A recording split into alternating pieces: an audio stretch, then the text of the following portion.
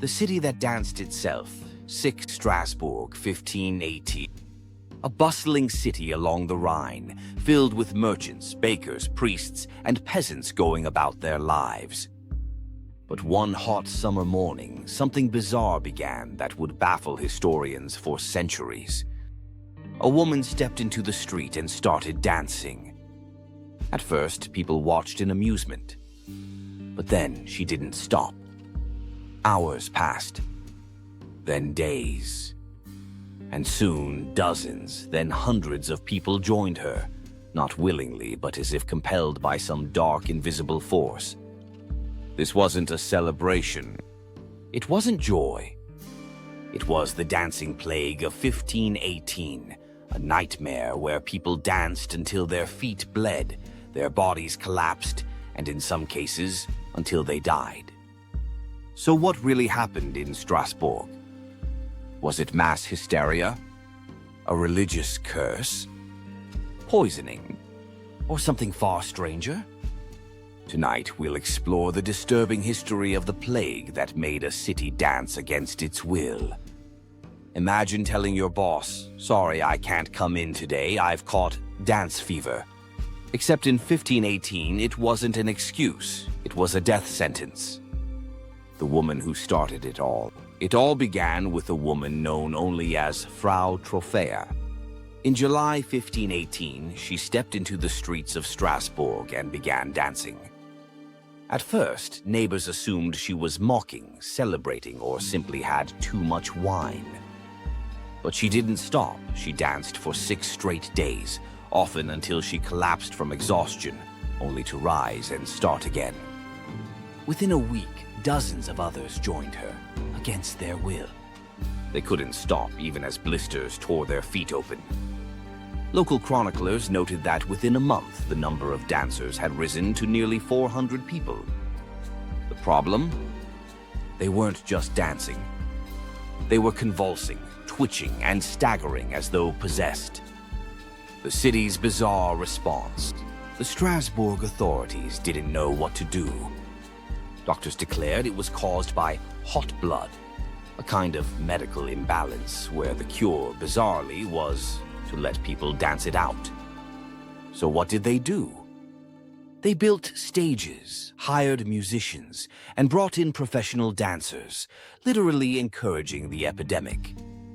Yes, the cure for too much dancing was more dancing.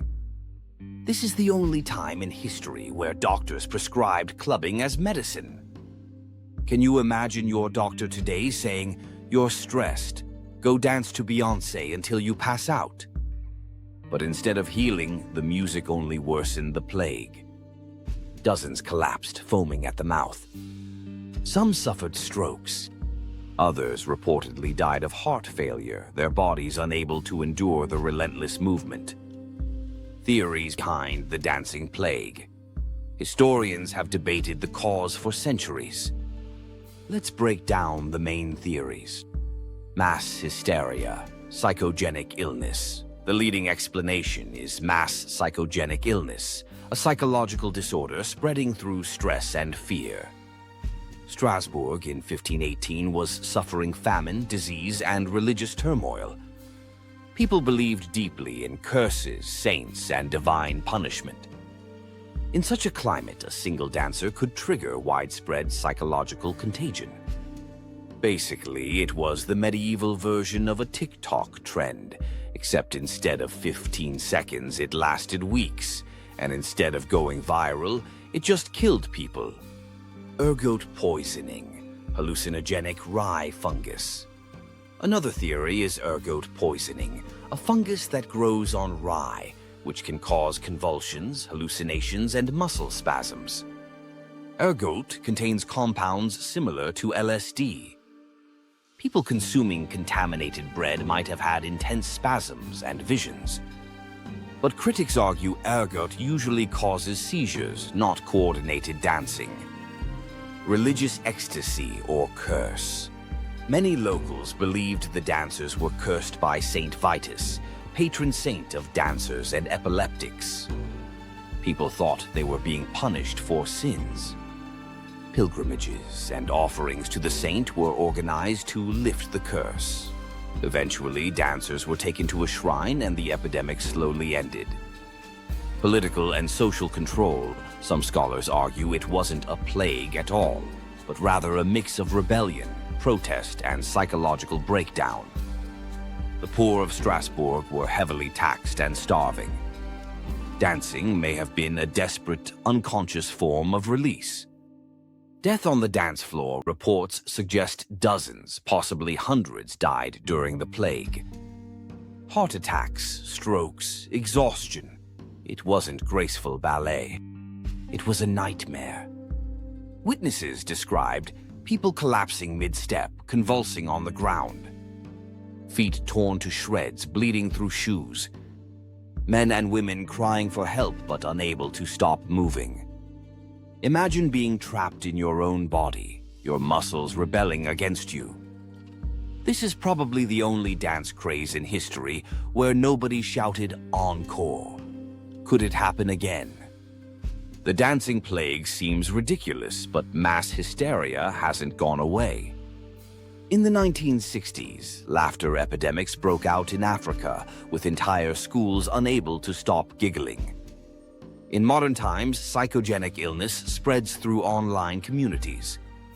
Some argue our social media viral trends are the modern version, contagious behavior amplified by stress. So while we might not see people collapsing in the streets from forced waltzes, the same human psychology that drove the dancing plague still exists. The dancing plague of 1518 reminds us that history isn't just kings, wars, and politics. Sometimes it's a city cursed by something so strange, it blurs the line between disease, psychology, and the supernatural. Was it a fungus? A curse? A desperate cry of people on the brink? We may never know. But one thing's certain. Strasbourg in 1518 learned the hard way that sometimes you really can dance until you drop.